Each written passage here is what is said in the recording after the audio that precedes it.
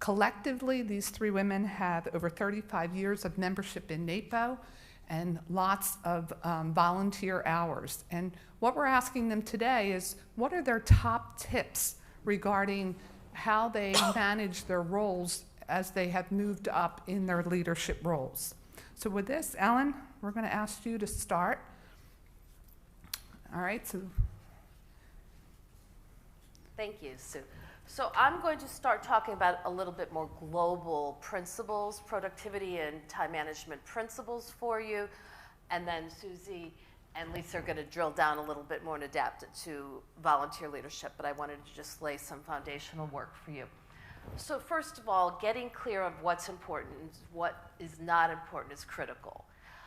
They say that if everything's important, nothing is important. And I found as a leader that a really focused mission statement and strategic plan is critical to having any semblance of order and peace in my life.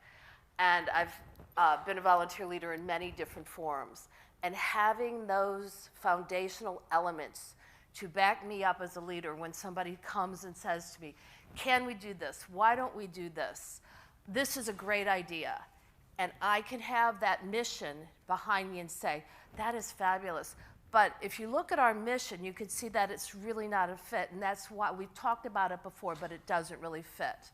And explaining that we only have limited resources, just like you do in your individual life and your individual businesses. So as an association, we are going to be focusing on what supports our mission. The same thing with the strategic plan.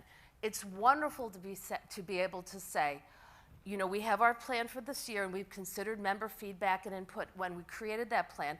I'll be delighted to put it on the list for next year's strategic planning session. No, saying no, and you can say no in a very lovely, nice, kind way, is perhaps the most effective time management tool you have.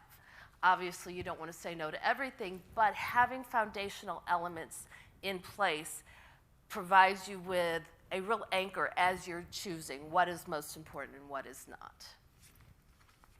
The next thing that I think is important is to communicate regularly with your teams, to have it set up on a calendar event.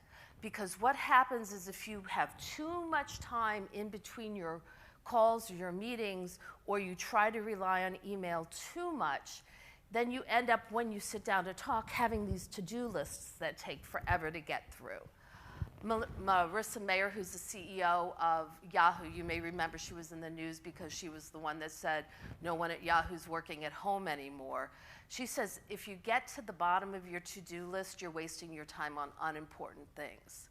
And it's really an interesting concept to realize that everything on your to-do list is not so important. So if you're getting to the bottom of your list at all your meetings, then you're probably not staying in the most important, most results-driven work. So when you communicate regularly, and that doesn't have to be weekly, it could be maybe once a month with committee chairs, or sometimes it's every 6 weeks. You have to decide the timeline. But it's a balance between talking so much that you're in minutia and not enough that you've got 3 hours to talk to get through a comment. The next thing is to set your priorities. What I find a lot with my clients, and I work with a lot of entrepreneurs and solopreneurs in my business, is that they have these really long to-do lists, and that doesn't help people at all. Yeah, you could write it down, but if you can't follow up on it, it doesn't serve you.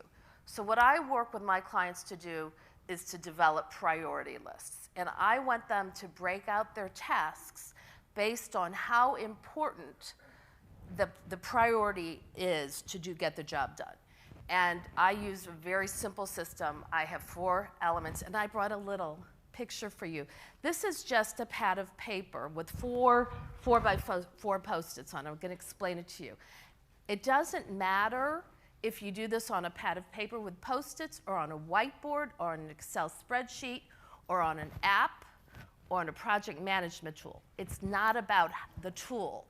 It's about being sure you're clear on your priorities on a daily and weekly basis. And just to get the vision for that, I break mine down into 4 elements.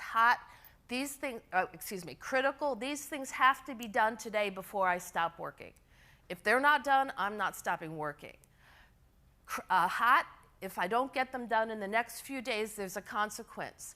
I miss an opportunity, it costs me money, I let myself down, or I'm terribly embarrassed. And I think you guys could all understand that. Everything else needs to be done sooner and later.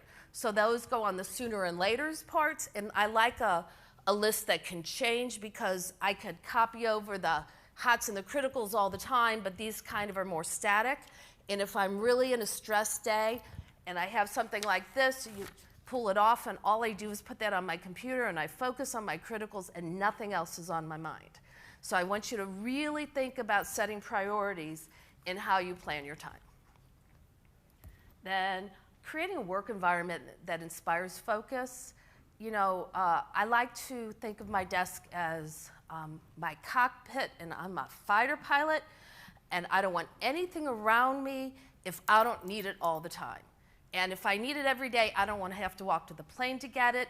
But if I need it once in a while, I don't want it in my space cluttering up my mind. I had a concussion once. I hit my head on a shelf at a client's, and it was very interesting. I felt like, oh, this must, you know, this is what it's like to have a brain injury or really bad ADHD, because the only way I could remember exactly what to do next was to have nothing on my desk except the one task I was working on. And that was really interesting perspective.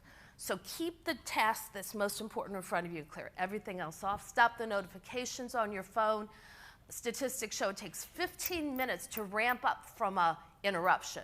So if you keep getting pings with emails coming in or Facebook messages or things that don't matter, that take you off task, it's going to take you 15 minutes to ramp back up to where you were. That is the biggest, like a massive productivity killer. So I'd turn all my pings off on my phone. The only thing on my phone that rings is my alarm, my phone, and a text message. Everything else, it could be silent, but I don't get that interruption. Same thing with my emails. And then set boundaries on your interruptions. There are times you can close your door. Don't answer the phone. Just because the phone rings doesn't mean you have to answer it. Use your voicemail as a time management tool. Go ahead. Manage your email ruthlessly. Somehow you have to identify the things in your email that you have to take action with. Put a star by it. Or I file things for reference. I delete things ruthlessly. The only thing in my inbox is things I have to take action on. If you don't do something to identify what's important, you're going to lose important things in the course of everything else, all that garbage that's in there. Don't feel like you have to respond to every single email you get. You know, if it's irrelevant, think about, do I want to put an email into somebody else's box? Think about the culture of your group. You know, when is it important to say thanks and when is it not? Keep your responses brief. You don't have to write a novel. People don't read long emails. They only read the real quick ones. And if it's irrelevant to all the people in the CC line, do them a favor, take their names out so they don't have to waste their time. And I think my last point is manage your phone time. Set the expectations from the beginning. If the phone rings and you do pick it up, say, I have 10 minutes, so that they know that there's an endpoint. When you set your meetings, say, let's schedule an hour to work on that, or let's schedule 30 minutes. So if you do a 30-minute meeting, you're going to be done in 30 minutes because you've set that expectation from the get-go. And there you go.